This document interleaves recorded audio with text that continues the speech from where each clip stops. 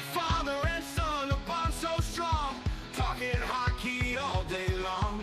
Royally Quacked, their podcast show, sharing stories, highs and lows. From the Kings to the Ducks they go. Shout and go, Kings, go! Quack, quack, they cheer. A father and son, their passion sincere on the ice. Their love appears through the highs and lows in the years. Welcome back, Royally Quacked fans, to a very, very special podcast interview episode with someone that I would say a lot of us Ducks fans, but mainly around my age, really knows this person very well. He's a director, a writer, and we all know him as Averman from the Mighty Ducks movies. Welcome, Matt Dougherty. How you doing, Matt? Hey, I am Royally Quacked, just like the rest of y'all. Thanks, thanks, Cody, Gary, having me. I love talking ducks. Yeah. Speaking of ducks, there was a duck with a Mexican soccer jersey or kit walking all over Mexico City, so everybody should check that out. It's pretty ridiculous. Oh yeah, it went viral. It was like somebody with literally was walking a duck down with. I saw that. I did see that on Instagram. Yes, yeah, ducks are trending. Yeah, I mean, we have Ben Affquack too, as well right. on Instagram. I don't know, Dad. Did you know that there's a Ben Affquack for the Anaheim Ducks? I did not know. So after every game, this guy will hold his duck and he'll just do this with his feet and paddle on a drum. I'll have to show you later. Okay. So, but yeah, his name is Ben Affquack. He's bigger than Paris Hilton. He's like huge. Yeah. Totally. I would definitely say that for sure. Yeah. I'd rather hang out with Ben Affquack than her. I think I'd rather look at her though. Yeah. All right. Well, let's skip past that part. So before it gets weird. Before it gets really weird. So Johnny Carson was really good at that. He would just dig it out right there, you know? Yeah. So Matt, you just came out with a brand new movie that you wrote and directed called Failed State. What would you like to tell? I did the craft service. And the craft service. Yeah. I acted, I cooked, I cleaned, I did, Yeah. I did everything. I was transportation, my car, I even did the clacker, speaking of, only like a couple of times. They didn't trust me after a while because I'd forget. They wouldn't trust me either. Well, just to share a few words. Yeah, I made a movie because it needed to get made. There's this scene at the very beginning of it. The movie's called Failed State. It's on a poster behind me. I wanted to make a comedy, a conspiratorial comedy, I guess, like a punk rock parable about what it's like to live in a time when it feels like the narratives themselves are all kind of at war with each other, and we can't really agree on what's true. And so I kind of wanted to take all of that energy and throw it into a comedic blender. And like let the confusion and the chaos be kind of the joke, because that's kind of what it feels like. I don't know about you, but that's what it feels like to kind of live in these days. And it's all dressed up as like a farce. I loved movies like The Producers, all that stuff when I was a kid. I would get into like the Mel Brooks things. I loved like It's a Mad, Mad, Mad, Mad World the first time I saw it when I was a kid, and shows like The Studio. And so I wanted to do like a comedy in that vein, like an ensemble comedy. And like there's the first scene, there's like a joke where they're talking about that these film historians are saying they discovered this movie, right? And they're like, it was made at a time when everything was dying, when no one was going to the theater, and there were these strikes, and so that these people had gotten together and they made something on their phone. And then, we pick up this and we're like, how did you make a movie on that? No, we made a movie on this. Right. And, and I could keep doing that gag, and then, so we just, it's actually true. My friends were all very underemployed, and they were brilliant. And I was like, I'm going to write for my best friends and the people that I think are some of the funniest people I know. And I'm going to take a piece that can handle like that punk rock energy that which is lo-fi, which is like, you make the thing with a thing you got, and we try to literally do it to show what can be done with just this or a phone, one of the two. I think we made it with this. And then like show what was possible, you know, and like make people laugh and like be guided by fun. And if I told you like we shot it in such an insanely small amount of time for Okay, such that an was gonna be another insane, question. oh yeah, it was like 8 days, and like Really? we spent All we that spent 8 so little. days? Yeah. Wow. Yeah. And That's I would spread it out. Like I'd grab a couple of pennies. I'd get enough money to like book another day, and then I'd find my buddies that were everybody had gigs, and so I would grab them when I knew they were in between gigs. And so we Got it. spread out our days over months. which So also it gave wasn't time. 8 consecutive days, it No. was just 8 days total. Yeah. Got it. Yeah. So And then and so then we just made realistically, it. how long Yeah. did it really take then? I think we squeezed those 8.5 days into like 4 months, 5 months. Okay. And then I broke my foot, and my partner in crime, Mikey Philbrick, he broke his arm. So like post production just got slowed down. And there's an maxim or axiom, whatever, that you can't have good, cheap, and fast. So things always slow down if you want it to be affordable. And then, you know, post-production always takes a day longer than you possibly can stomach it. And I think that was all around 6 or 7 months, like just slowly. And then we released it, and we released it on our own proprietary website because we wanted to continue the experiment, you know, which is that newsflash, Jeff Bezos and Amazon doesn't need our money. And most of these streaming platforms don't put newsflash artists forward, especially people who are goofy. So we just did kind of what like horror movies do, what Dropout does on YouTube, which is just, you know, we're a small group. We're not after trying to like find millions of people. We just want to find a few thousand people who love this piece and are willing to try something different and know that every dollar that they put toward the movie goes to the actual people that made the movie, right? And which is a rock and roll model. And so that was all by design, and it felt in spirit of being a doc, you know, which is like what that means to me to the core, you know, which is we fly together, which is we're kind of grassroots, we're community based. I mean, I believe those things are true, and so like I just put them to practice. And so now I'm of course asking people to risk coming to a whole brand new idea. And I get it, we're all asleep, it's really tricky, status quo, like I get it, I see the numbers, you know, people are like, I see this movie, but it's really hard to like try something new. So I encourage anyone who's listening, you know, to go onto our website, which I'm sure you guys are going to put up, and put a couple bucks and try it out. Maybe you'll laugh, you know. I'll definitely I'll put the website in the show notes for sure. But just tell them here, I will put in the show notes for sure. And when I put it on Instagram and everything, I'll definitely make sure I put the website out there as well. But you want to let everyone know what the website is? Yeah, for sure. You can go to okido.com. That's key, like a key, and do.com. That's OHKEYDOH.com. OHKEYDOH.com. Yeah. Okie doke. Yeah. So me and my dad both watched the movie. I will say, but as we talked before we started recording, I was confused at first, and then I'm like, oh, I get it now. Yeah. I'm like, yeah, it was. I don't want to spoil it for anyone, but like there was that one scene, like I told you before we started recording, and I was like, that's how I knew, like, okay, I got it now. Yeah. it was thought provoking. It was a thought.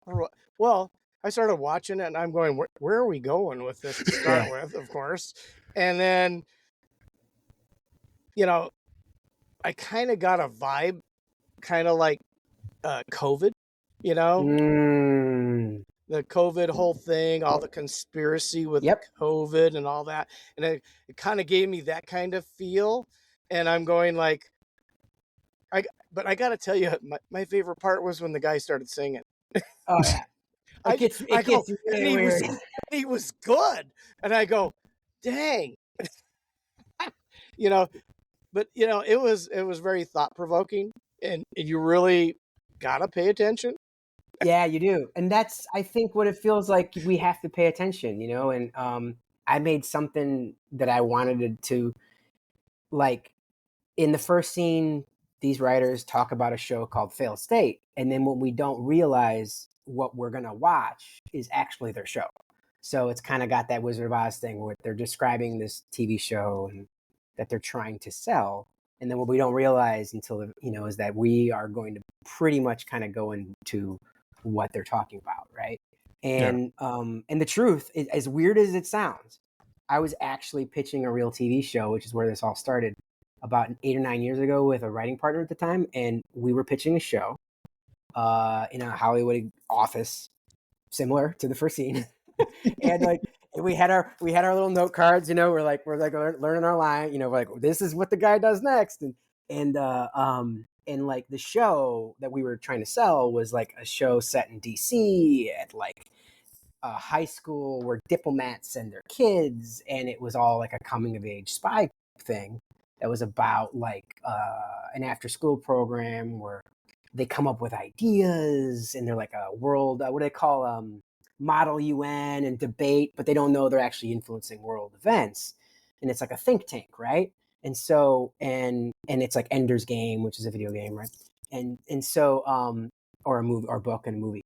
And like the guy on the other side of the table, who's an executive, says, oh, this is like when we share ideas with the intelligence organizations, the NSA, the Pentagon, and the CIA, and then they give us military clearance. Yeah. And my jaw hit the floor, and I picked it up. And this is actually true. It's not some goofy, like weird drink the Kool-Aid thing. And I said, excuse me. And they were like, oh yeah. We, there's like an exchange, we work together and we have for a long, we share thriller ideas and help them, have more imagination. And my brain broke. And in that moment, I saw the whole movie. I was like, that's a stupid idea. So I was like, I wanted to basically make a comedy about that. So. God. Well, you succeeded. So when you were in the office waiting, did you at least get your water? Yeah, did you? No, that's a great. Yeah, no, that's a gag because sometimes you just don't get water.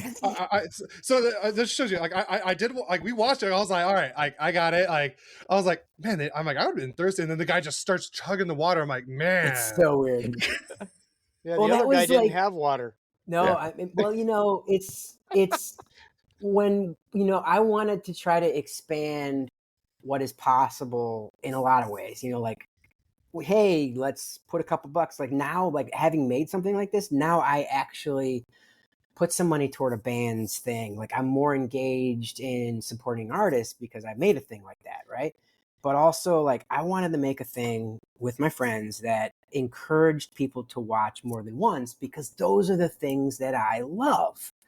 And I don't want to make like content, which is like a weird word, which is like you make it, you eat it, it's biodegradable, or it's just, it's like you never think of it again. I wanted to make a thing that made you kind of want to watch it a second time.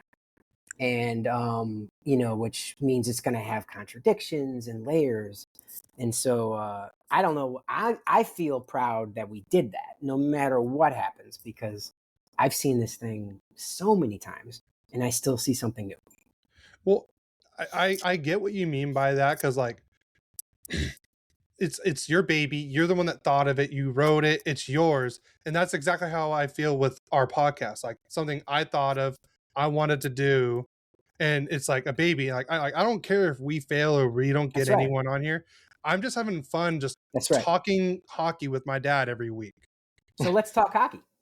Let's talk hockey. So they're all going to go to okido.com. They're all going to go and they're going to quack. I wanted to make sure people knew about your movie, and what you did. And I really hope everyone goes watch it, enjoys it. Yeah. It's not for everybody, but it's going to be for a few of you and you're going to love it. Yeah. So now let's talk. We'll talk hockey now. So yes, big year. Yeah. All right. So tell us the process of how you got started with the Mighty Ducks movies franchise.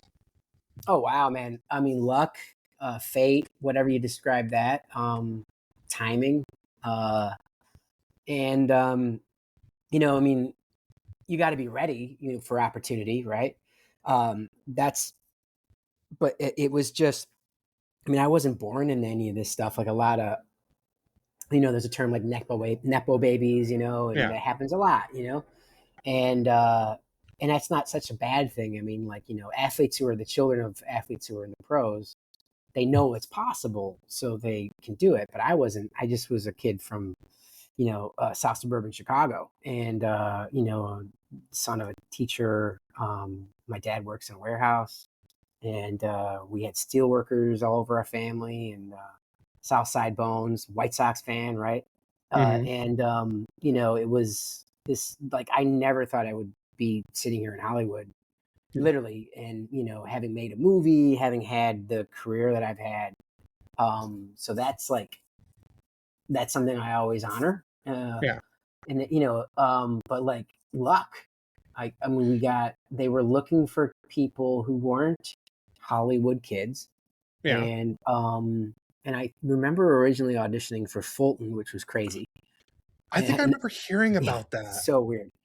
And then I was in the final screen test, which I almost didn't even make, which we were like, I had to fly up to Minnesota, and because like we had to take off work for my parents, and like it was a challenging time, and like my mom and dad couldn't do it, and we were like, and then my brother John was like, I can go, I could take Matt, and then so I almost didn't even make the screen test. Wow. And then I was in the room, and they somehow gave me Averman sides, and I made everybody laugh. And then by the time I got back home, like the next day, they were like, you have the part. And in typical Disney fashion, they immediately lock you down for 3 movies, which sounds amazing. You don't know if you're going to make a second or a third, so you sign everything. You're like, oh, this is great. And like, no idea we were going to maybe possibly make a sequel. What, are you kidding me? No way. Yeah. I was just happy to show up. It was my first like major movie I was on, more than a couple of days, Mm-hmm. I'd been in some movies. But like, and a lot of commercials in Chicago. But like, and then we all lied and pretended like we knew how to play hockey. They knew that we were lying. That was going to be a question. I'm like, so did you actually know how to play hockey? No, we lied. The golden rule of being an actor, everybody, is like if you get asked if you know how to ride a horse, you say absolutely, 100%. It's the Joey Tribbiani rule in Friends. That's right. Like that's what. Yeah. So and then you make an ass of yourself. Yeah. So it's like he said in his thing that he knew how to speak French, and then he just starts speaking gibberish. That's right. Yeah. You make it. So did you know how to ice skate? Only a little tiny little bit. But I couldn't really get around a kiddie rink without falling on my face. But they knew that. So they hire, like Hollywood, has experts in everything. And then so like there's a wonderful guy named Jack White who and his staff that taught us all how to play hockey and taught me a lot about how to be an actor, how to not take any of this stuff too personally or serious. Like Jack taught me a lot about life, and he would share stories of like Stan Mikita and Gordie Howe taught him. Wow. And I was just this kid who was happy to be on a movie set, so I would pay attention. And yeah, they just trained us. And I ended up captain of my high school team my senior year. Yeah. Really? Yeah. What high school did you go to? I went to Thornwood High School in South Holland, Illinois. Yeah. Oh, okay. Yeah. I just didn't know if you ended up out here in Southern California during that time. We shot Ducks 2 and parts of Ducks 3. No, Ducks 2 out here. And okay. Well, obviously. Yeah. Because it was the pond. You got the pond. Yeah. You played at. You guys got. We were the first people to play at the pond. Yeah, that's crazy.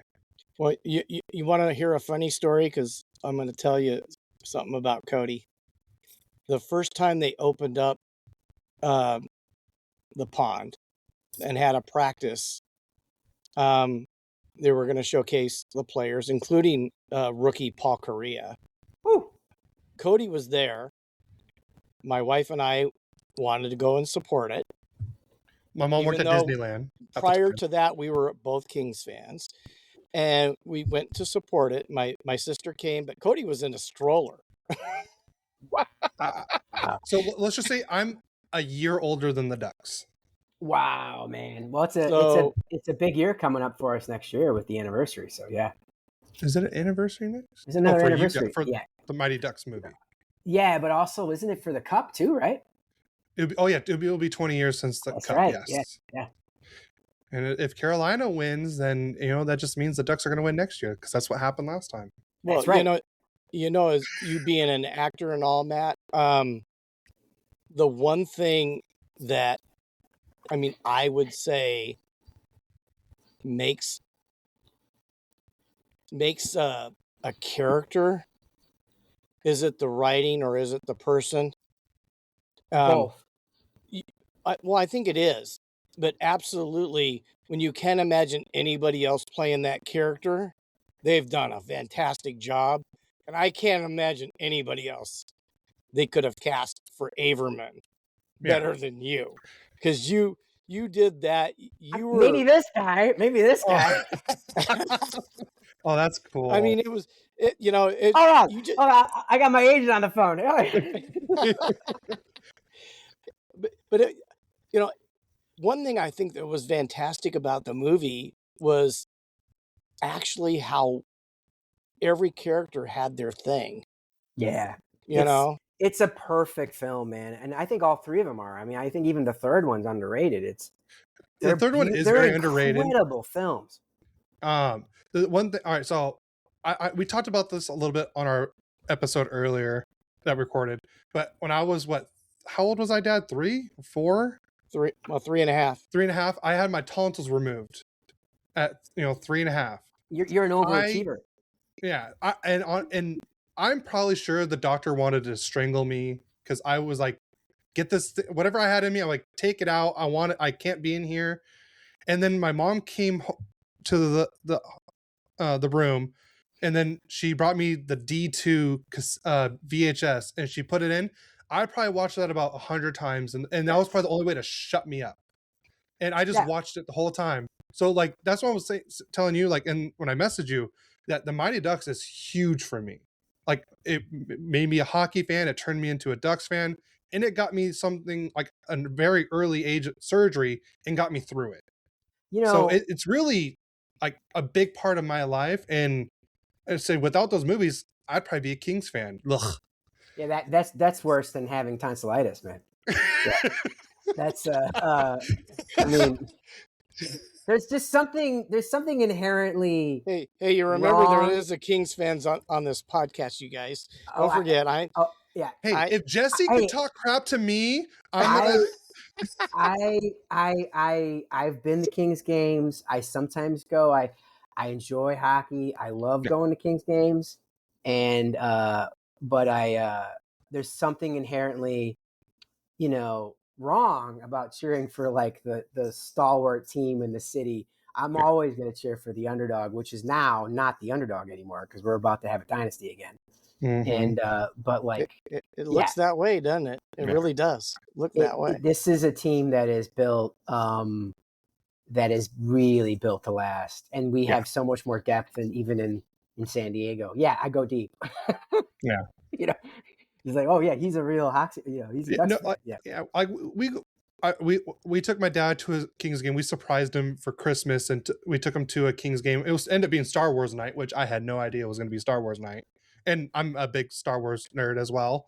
So, and we get there, and it was me, my dad, and my brother. And like I said, I love going to hockey games in general. My soccer coach in high school had season tickets to the Kings. He used to ask everyone in the group chat, like, hey, who wants the tickets? I'd be the only one that ever said anything. And I probably went like, 10 or 12 times in the 2 years he was my coach. I just love going to games in general. I took friends. I took, my girlfriend in high school back then, but no, not anymore. But, I took friends, family. I took so many different people just because I wanted to grow the game of hockey.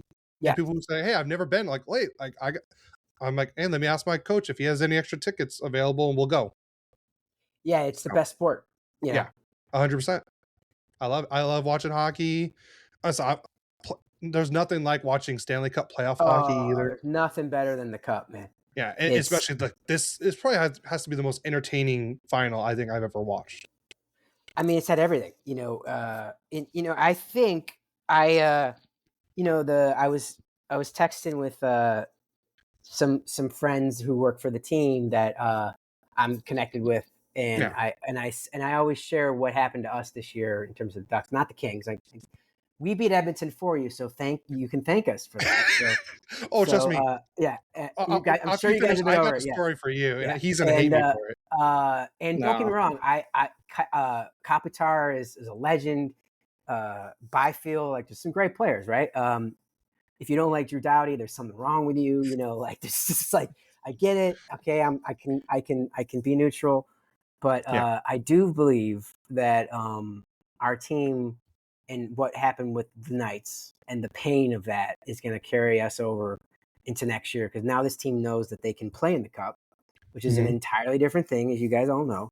And that free flowing hockey that is our identity, and then the grind that is the reality of the playoffs. We watched it this year in real time. Like, we watched Coach Q get them to do that.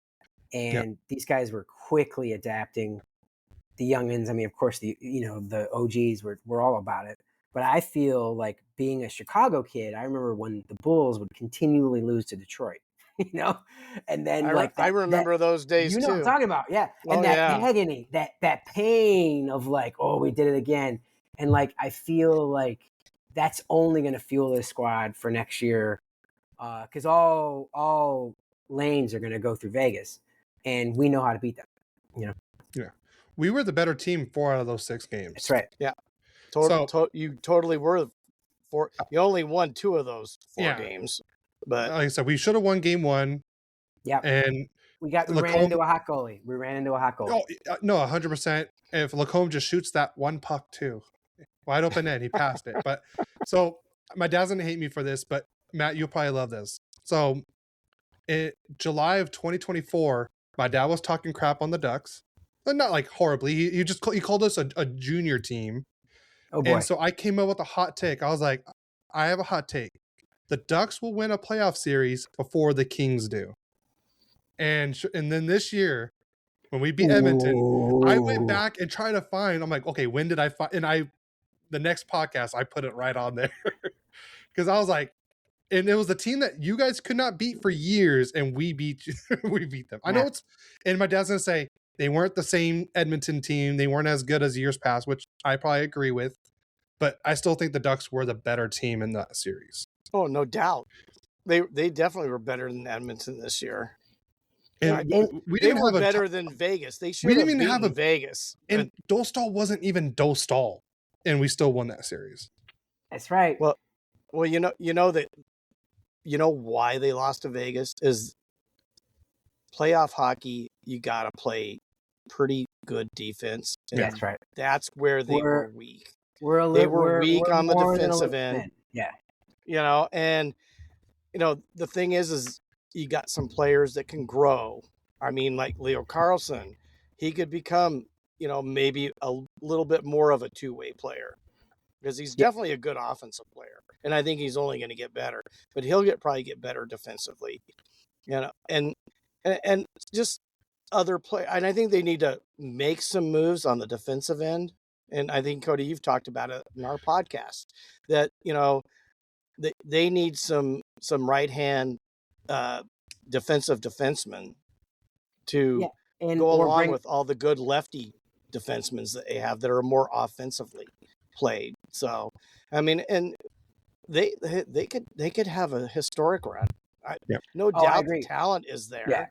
And they got Coach Q. Coach Q. And that was probably one of the best things they did. And we got Woodcroft as the forward coach too. Like, they brought him back. Yeah. And they let Newell Brown go, and somehow the stupid Kings put him on their team. I certainly hope the new coach gets rid of him. He was terrible with the Ducks. He's terrible with the Kings. Yeah. So Matt, if you're looking to be a power play coach, if Newell Brown can do it, you can do it. Yeah. I mean, it's so funny. I went, when you do this ridiculous life that I've had some preposterous experiences. And one of them was, going to, like, throwing out pitch for the Akron Rubber Ducks. Like that was crazy, right? This minor league team for Cleveland. I love minor league baseball games. I want to make a pitch for everybody. If you're feeling dispassionate about our world or anything, just go to a minor league baseball team, preferably in the Midwest or in the Southeast. It is an incredible experience. So like just being able to like do that. But I also went to a minor league hockey game in Kalamazoo where they made Mighty Duck Night, and they had their jerseys, and they were, and like everybody was dressed. It was a crazy night. It was a minor league hockey game, and I got to drop the puck. It was all this stuff, and I went down to the locker room and met the guys before the game in Kalamazoo, and I convinced the coach to try the flying V, and I said in the third period, you're gonna try the V, it's gonna work, and then he said he would do it. I made him pinky swear in front of all his team if they had a 4-goal lead. And he said they had a 3-goal lead. And I was like cheering it. I was like, come on, baby, I want to see the flying V. And then they didn't make it. But like, yeah. So you don't know how many times I've yelled out, do the flying V at a game. Just I like to make people laugh at games too. Like I that's just my enjoyment. Like even when the certain songs come on, I like to make fun of the songs. Oh yeah. And my wife loves this. Like was that one, I forgot who sings it. It's like turn the TV off. And I'll just start saying other things like, oh, turn the volume down. I like to make people around, have a good time and stuff like that. And one of the Ducks players, they're like breaking out. I'm like, do the flying V, and just, get everyone to, laugh, because I hope everyone will get that joke. Oh, 100%. I mean, most people do, because that's the connection to the team.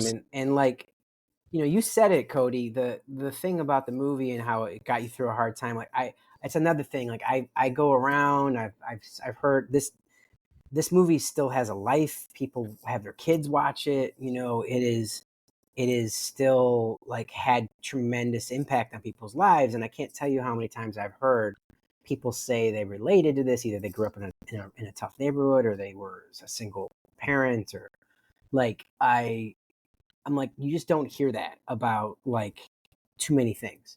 Yeah. And I always ask myself, like, what is the enduring power of all of this? And I think it's just simply that, ducks fly together, right? Yeah. And when you go to a game in Anaheim and you see, like, I walk around and people recognize me, which is nuts. And then two, you'll see all the like Conway jerseys, you'll see the Bombay coats, you'll see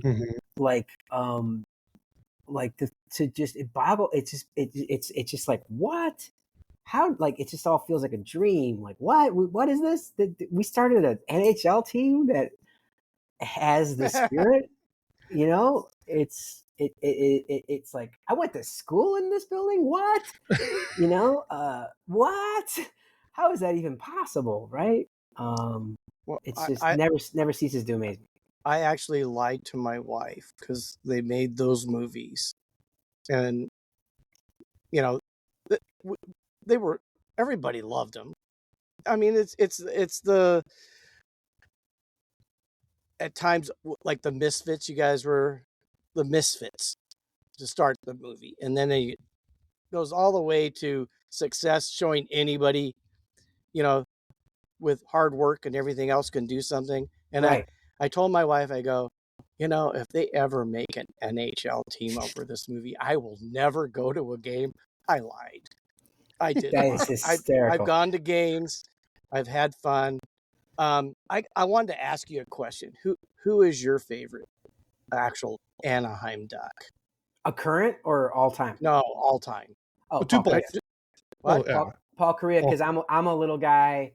I remember meeting him when he was the like star in the world, and he was in the movie or came to the set. He's a little guy just like me. The third movie, right? It was the third movie. And he was he's a little guy, and a little speedster dude who and when I played, and I still play, I played a men's league. I'm a little on the bench now, but like ever since I broke my ankle, it's been, and I stopped playing, I'm like, ooh, do I really want to get out and play at 11 p.m. at night? But that, like, he's my favorite, but for obvious reasons. And then if I were to say my favorite current, Lecomte. Yeah, the defender. Yeah. So I already know who Cody's favorite player is. And that's Teemu Selanne. Teemu. Yeah. But this guy. Yeah. I actually have that. I had to trade Cody and Angel, the big A Millennium Falcon, to get a Teemu Selanne. Oh, what wow. a great trade. That was a great trade for me. Well, I mean, Teemu is a legend, man. Yeah. Well, but see. But he wasn't like net picked, came up through the team, and that's why I put Paul Kariya ahead. Well, but do you know why he's a lot of people's favorite? He's just such a happy-go-lucky guy. He was a great player, and he was fun. Yeah. So he's right at the top of my list of hockey players all time as one of my favorites. I actually have his jersey. You're welcome. I know I wanted that. I told you I wanted that. So, but it's interesting. Kariya would be right there. I just remember him being the draft pick, watching him come out that day when Cody was in a stroller. And I go, he's the one I wanted to see. But of course, Teemu was a few years away from being a Duck. And you gotta put people like Niedermeyer up there too. You gotta, it's Shiger. Yeah, I mean, these are. I mean, Kariya probably gave us the most iconic Ducks goal of all time, with the most iconic call of all time, the off the floor on the board. I mean, I remember watching that, and like I said, for the longest time, I hated Scott Stevens because I thought he killed Paul Kariya when I was very young. Well, Paul took a beating, man. Yeah. Oh yeah, and like I said, I hated. I literally thought he killed Paul Kariya right there. And when he came back, I was so happy. And I just remember during that playoff series, I was at my mom's Bible study group. And, my mom gave me the radio because, most kids, when they get a radio, they're going to listen to what at that time, Radio Disney or whatever. Nope. I was listening to the Ducks playoff game. And I literally had moms and they knew I was listening to it. They're like, what's the score? And I'm like, what? And that was the same night of the 5 overtime game. Oh, that one. Yeah, that one. I was listening to it before while we were at the Bible study. And then we got home, and I think that was the latest I ever stayed up as a kid because my parents were they knew I wanted to watch that. Yeah, I mean and then this new squad, all the Swedes, that we have that are just burners, and it's an exciting. I'm a huge English Premier League and football guy, soccer guy. And who's your team first? I'm a Tottenham guy, and okay, I can respect that. Yeah, I like losers. I just love losers, and I'm not going to comment. I'm a Chelsea fan. Okay, so well, I'm not. I grew. Why? Well, I was going to say, I grew. Why? You admit Petr that? Cech, I'm a goalkeeper. I'm a goalkeeper, and Petr Cech was one of my favorite goalies growing up. Okay, yeah, I can overlook that, but they're posh, man. They're okay. This was before, but this is when I was this was 05, 06 and stuff like that. So I've been a fan for a while. So the Eden Hazard, post Eden Hazard. That was with Drogba and Lampard and Terry. Yeah. So that's when I really I saw. All right. Someone told me hey, you should. I didn't really know about Chelsea because it was younger. It was dude, you remind me of this goalkeeper named Petr Cech. And I looked and I just loved watching him play. Oh, yeah. And then that's how I became a Chelsea fan. Well, goalies are nuts. So yeah, whether they're hockey goalies or soccer goalies, they're all got to screw loose. Trust me. My soccer coach who played adult hockey league, he's like, hey, we need a goalie this weekend. Do you want to play? I'm like, I don't even know how to ice skate first. And I'm like, and he's like, well, you're good. He's like, you were a catcher in baseball and you're a goalkeeper. You have I'm like, I'm not flexible. I'm like, and it's way different things. You would fall under the category dude with a pad, dude with pads. That's what they call that. Well, I was also a big dude. I mean, I'm a lot bigger now than I was in high school, obviously, but I would say I would do probably decently because I do have a good glove because I was a catcher in baseball. So I can see why he thought that, but I don't know how to skate. And he knew I had good reflexes. I'm like, Oh, but boy. goalie reflexes is different than soccer goalie reflexes. I'm sorry. It's a different way animal. different. It's different. So I didn't end up doing it. The reason I brought up the soccer thing was about hockey and the Ducks right now and why they're so exciting. So the joke when Ange was in charge of Tottenham was, are you not entertained? You know, like to play entertaining football, right? And what I love about the way the Ducks play is they play entertaining hockey. And like it is it's like exciting to watch. And that I hope makes more fans, you know? Yeah. Well, no doubt that's going to happen. They really did well. I mean, Verbeek was on a hot seat there for a little while. Oh, everything he's done now has turned to gold. He's still a little bit on a hot seat with me until he finishes these RFA deals. Well, yeah, that's what this offseason is going to be crazy about. They're all going to want, everybody's going to want, yeah, exactly. You know what's funny, just to go into just a little bit different thing about the Ducks? I keep seeing that they're going to have like a reunion of you guys and there's going to be a movie, you know, and then it shows you all together like you're going to make the movie. Well, is there anything? Wait, hold on. This kind of makes sense that you're saying this because the Hometown Remix jerseys are going to be the D5 Mighty Ducks colors. Like the original Mighty Ducks colors. Yeah, District 5?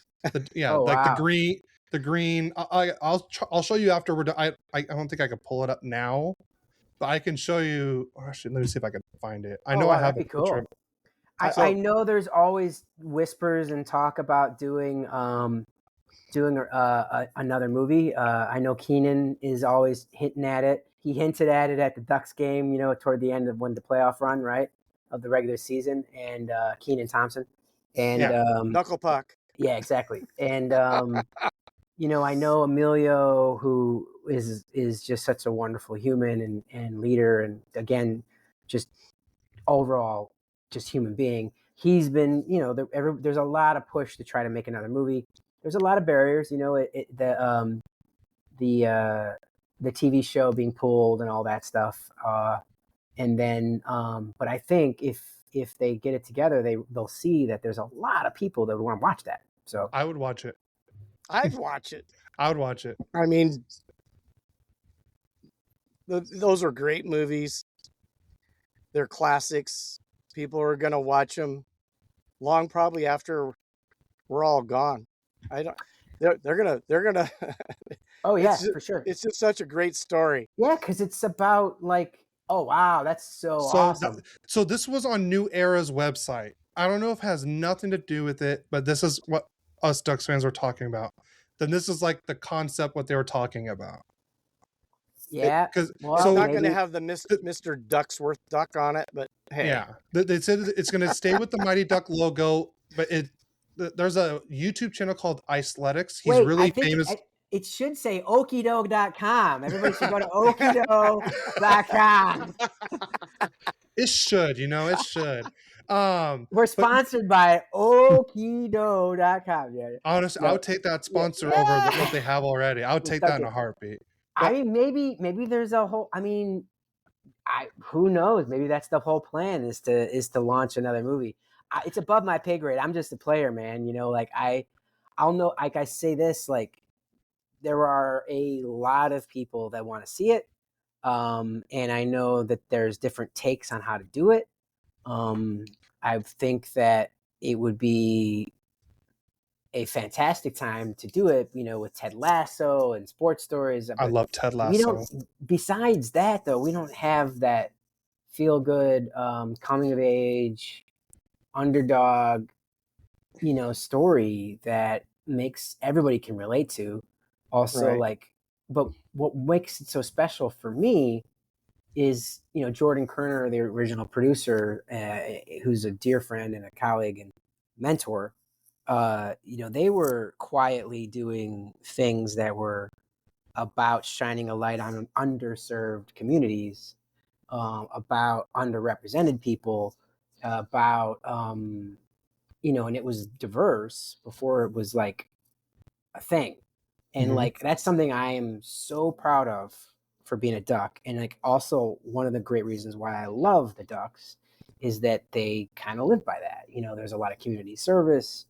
There's a lot of stuff behind the scenes. The whole team really is kind of run like a family, and to me, that makes me pretty happy that the thing that we created, that I try to live my life by in a lot of ways, is still there. You know. Yeah. You know, I just had a very interesting idea. I mean, Cody, we can still contact Phil Hewitt, right? Yeah. What do you think about get ready, fans, for an Okie Doe power play? Instead of JMG. I'll take it, man. Hey. I'm a one-man band, dude. I don't have. You're looking at the publicity department, okay? You are looking at it. Well, you know, it's funny. You kept doing the Okie Doe, and it came into it. Just when you were doing that whole Okie Doe, you said it about 2 or 3 times. It hit me in my head. I go, "Oh, Okie Doe power play." Yeah, that's great. I'll sponsor. I'll sponsor the penalty kill. That's even better. Yeah. Who loves the penalty kill? We talked about like us probably not liking to hear our voice, but if anyone I think that would love to hear their voice, it has to be Phil Hewitt. Yeah, he's got a great voice. Great voice. And he is such a funny guy. Yes. I mean, he was very personable and very open. And in fact, my wife's birthday was happening like the next day. That day. Well, no, it was that day. But we were going to the last home game. Yeah. And he was supposed to, on the power play, he was supposed to say, "Hey, Vicky," because that's my wife, his mom's name. Hey, Vicky, it's a JMG power play. It was so loud we could hardly hear Phil when the power play happened. I don't know. I still don't know if he said it or not, but it was we so loud. We don't know. He said he would. We're not sure if he did because nobody could hear it. Yeah. So, but I can tell you, this year, and I try to go to at least 2 to 3 games every year if I can. This year was a lot different than years past at being at the pond. I love that you still call it the pond. By the way, it's the pond. For me, it's always the pond. Or I'll joke around and call it the Ponda as a joke, but it's always the pond to me. I can't call it anything else. And when people look at me funny, I'm like, Honda Center. They're like, "Oh, okay." I'm like, "No, it's the pond." But the pond. Yeah, it's the pond to me. It always will be. But I just noticed like this year, the crowd alone was a lot. Even at the home opener, like before we even knew how well the Ducks were going to be this year, it was different this year. See, I knew we were going to be good at the end of last year. I actually called it. I could show you the original text I sent believe you. To the friends that I have at the squad, and I was like, "Hey guys, I do think we have a playoff team next year." And then I sent the screenshot of it. But I went to one of the last preseason game at the Staples Center. I still call it the Staples Center. Yeah, that's right. When You're we played right. the Kings, yes, agreed. We were down 5 goals, right? And this was a preseason game. I think we were literally down 5 goals in the third period. And they came back. And I didn't know half these players yet, you know? And like they all like Seneca hadn't become Seneca yet. We haven't talked about him yet, right? And then like they came back and then they lost in overtime. But I was like, oh wow, this team they don't know that they shouldn't win that game. You know what I mean? Yeah. And then that's what they did throughout the year. So but yeah, the energy at that stadium is so electric. And people come from all over the world to go to games there because they're Ducks fans of the movie, or they go to Disneyland. And like, I think we're only going to get better because everybody wants to come to Southern California, have a house, and send their kids to school down there and go to Disneyland. If you're a player, why not come to California? And you don't have to sit in the traffic of LA. You go down to Anaheim. So that's why I think this team is just going to get like the free agent land, because don't underestimate what it's like when people are like, wait, you mean I can go to the beach? Like, you're going to get so many great players that coming to this team because of that. I can come to the arena in shorts and flip-flops. Exactly. Yeah, Exactly. I'm not. Like I said, I'm not. I love the beach. Love Disneyland. That's actually where I proposed to my wife, was at Disneyland. So, like I said, I was born and raised in Lake Forest in Orange County. So, like I said, pretty close by. Like I said, grew up with everything with the Ducks. Diehard fan, obviously. But yeah, I mean, like I said, I try to go to games every year. This year felt, I mean, and I loved what they did this year with all the like the promotions, like the Mighty Ducks mask that they gave out the home opener, and how they sold them online for people that could not attend the games, so that way they wouldn't get screwed over on eBay by people trying to sell them for $100. Yep. And like I said, I'm pretty close with DJ Jojo because he follows the podcast and everything. He loves what we're doing. Oh, that guy's great. He's great. He's so busy and stuff like that. Like, we've been trying to get him on. We're gonna get him on eventually. We will. Yeah, and he gave me like an extra mask. I'm like, hey, and he's like, hey, give it. I'm like, and I gave it away on the podcast. I was like, hey, I'm not gonna sell it. I'm gonna give it away on the podcast. I'm like, because I feel like that's the right thing. People who haven't gotten it should get it. I already have mine. I'm happy. I have mine. I think I gave my wife to one of my buddies who couldn't go to the game and stuff like that. So I gave him hers. But and then like the playoff rally towels, how they sold them online. Oh, for people. I have mine in here that I keep at a special spot. Yeah. Yeah. It's so great. So and then that Game 6 one sucked. It didn't work.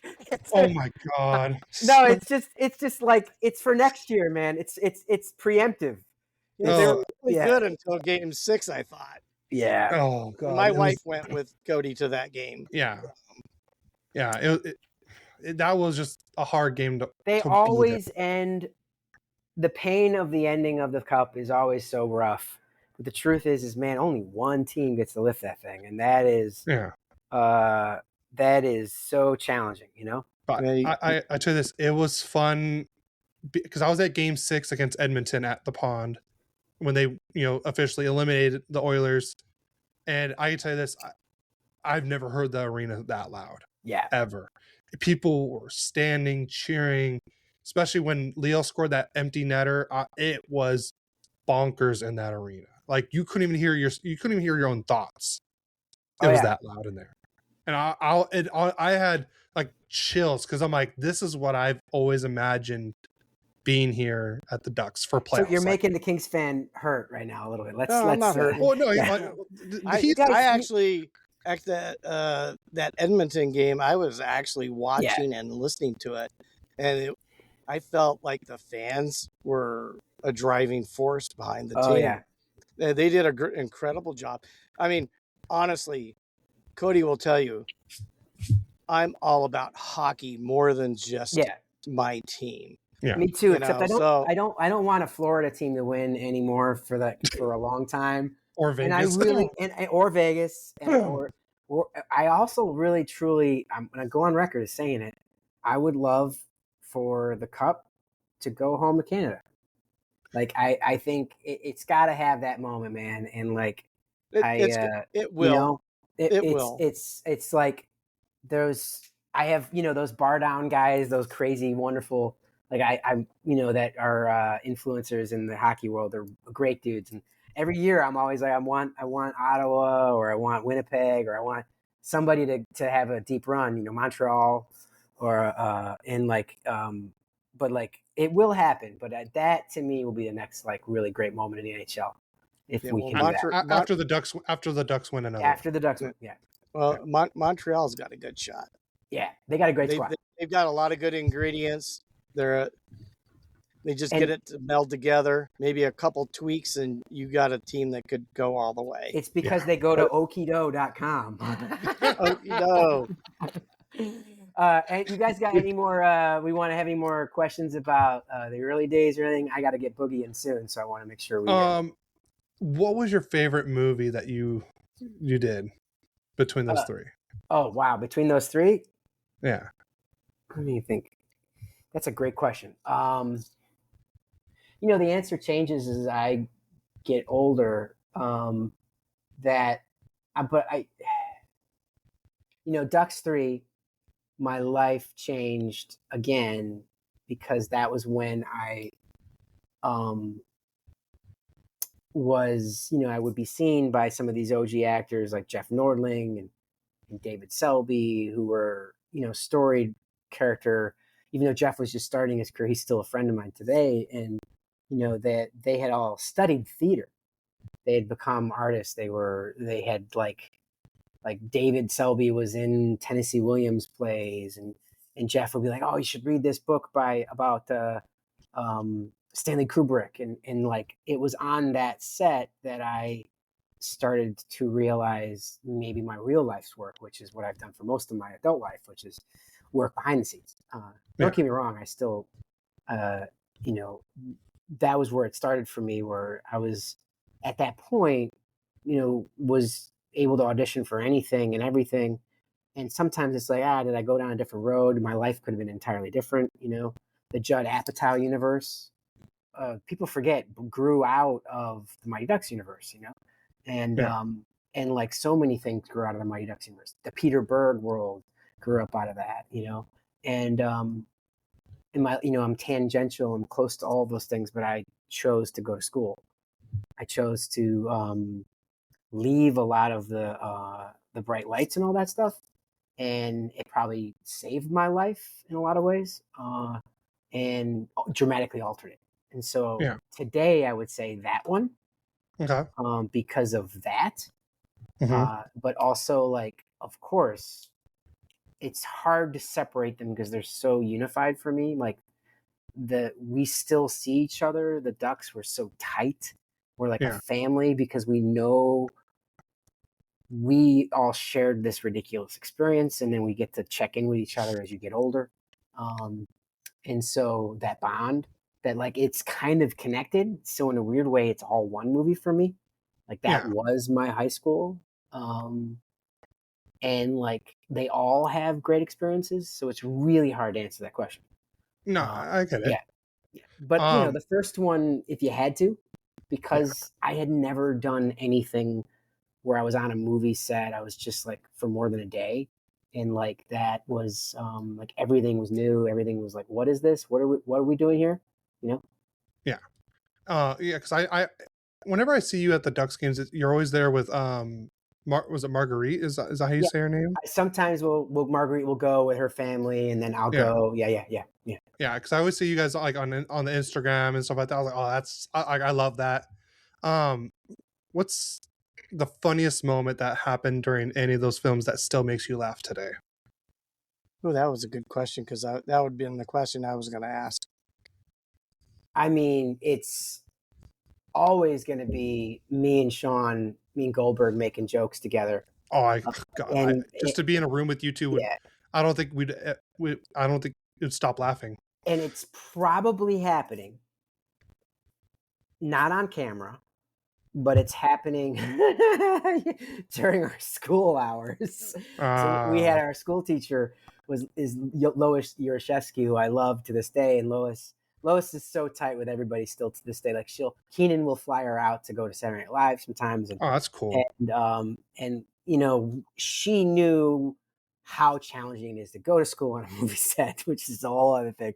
But like, once in a while, and Lois, was a hippie who came of age in the San Francisco underground improv, Robin Williams Fireside Theater days. And if you don't know what any of this stuff is, it's like, so much of me as an artist was born in those classes. And like, we would be in school where we'd have to learn our stuff, but then she knew she was going to lose us. And she knew if she lost us, then we would get lost at school. So occasionally she would do improv theater games with us. And she was a master at it. And she would set up games, and we would all do it. But to have Keenan and me and Sean do improv games when we were just kids, like, I close my eyes and I think of that time. I think of Josh, all of us like playing a game of gibberish or something like that, because Lois had taught us this, and then that would keep us engaged in school long enough so we wouldn't all get kicked out of school. That's the funniest moment for me, was doing improv probably not even in it, but watching Keenan do it, watching Sean, and again seeing that most of my adult life was going to be kind of on the other side of the screen, over there. Yeah. Do you have any other questions, Dad? It just reminds me of the class scene in the first movie. Exactly, dude. And that was pretty classic. I will not quack at the principal. That's right. Yeah. And then that bit where Josh or Charlie is left standing without a chair, and that was literally because the chaos had somehow gotten rid of. That wasn't supposed to be in the movie, and he's. Oh, really? Oh yeah, it's one of my favorite movies in the whole moments in the whole movie. Yeah. Oh, I did not know that. He's like, so I guess I'm still standing here, you know. Yeah. So I got a question. Then I want to make sure I've heard this right. I'll do the question one last. So Scott White, who plays Gunnar Stahl in the second movie, he's also the goalie in the third movie, right? 100%. Yeah. I did not know that until I want to say this last year. Yeah, they just dyed his hair, man. Because I think I saw it on his Instagram. I'm like, wait, what? Oh yeah. Yeah. and I went back and I'm like, oh my God. Scott was so universally loved. Yeah. So was his family. And he was such an integral part of our family that they literally was like, oh, we got to bring him back and just change his hair and play a different role. And no one would want this. Because he was a part of our crew, man, you know? I mean, but you really didn't see his face until like the very end. Like he didn't have a lot of face time in that movie. Yeah. So, in the last one.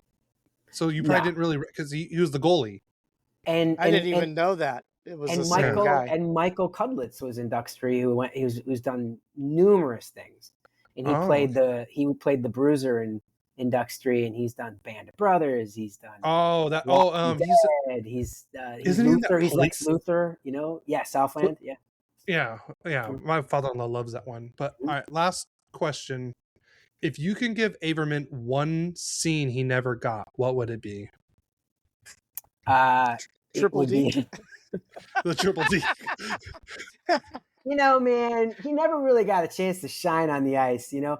In fact, the one time where the announcer says in Ducks 1 that I score a goal, it's not really me, man. It's like it's the double. I would think no. Like he's just not. They just did it. No, okay. I would say, man, I'd like to see Averman have a moment on the ice, dude. I'd like to see him like provide something more than levity and an emotional well-being to the good of the team. You know, besides like being the butt of the joke. You were the locker room guy. You were the one that kept the positivity in that group. Yeah, and maybe like one moment where you're like on the ice, he contributes. you know, I think that's it. You know, I got something for you in the third movie. You're actually the third Dash brother. Oh, well, no, Kenny Wu, man. You can never take that away from Woo Kenny Wu. The fourth. Wait, doesn't Goldberg become a Bash brother in that one too? We're all Bash brothers, you know. Yeah. I would say like if it's just like, you know, just a moment, you know, even Carp gets hit in the head with a puck, you know. It's like I would say an Averman moment, you know, contribute besides maybe making jokes and making people feel good is the way I contribute to the team. So well, you know, everybody knows Averman. Yeah. That's it. I love that one scene in the second movie where you're just doing the interview with Goldberg before the was it the Trinidad and Tobago scene? I want the game. I love that part. I was like, just how you guys are just nonchalantly just going at it, just talking, and I'm like, I love that. Yep. I think I just saw this on a reel on Instagram where in D3 where the coach was asking like, oh, like what's the best part of the game? And you're like, you're the coach, and you're like, and he's like, stop being a suck up or something. I forgot, and I was like, oh my god. I'm like, that's I love that. I love those scenes. Well, listen, guys, it was really great to chat, go down memory lane, plug the movie, and also talk about the team we love. And yes. I do got a boogie because I have to walk my dog and then go watch Brazil Morocco. So World Cup guy, good. Yeah, absolutely. All right, we appreciate you coming on. Yeah, thank you again. And everyone, we heard it about 30 times, but go to okido.com. That's 31. 31 for Gee Bear. We'll leave it like that. Oh, The original duck. nice. The legend. There you go. First pick in the draft. And his autograph is right there. I don't know if you can see it or not, but I will put the website in the show notes. Thank you again, Matt, for joining us on Royally Quacked. We really had so much fun with this. Great. Thanks, Cody. Thanks, Gary. And let's have a great off-season Pat Verbeek. Yep. Amen.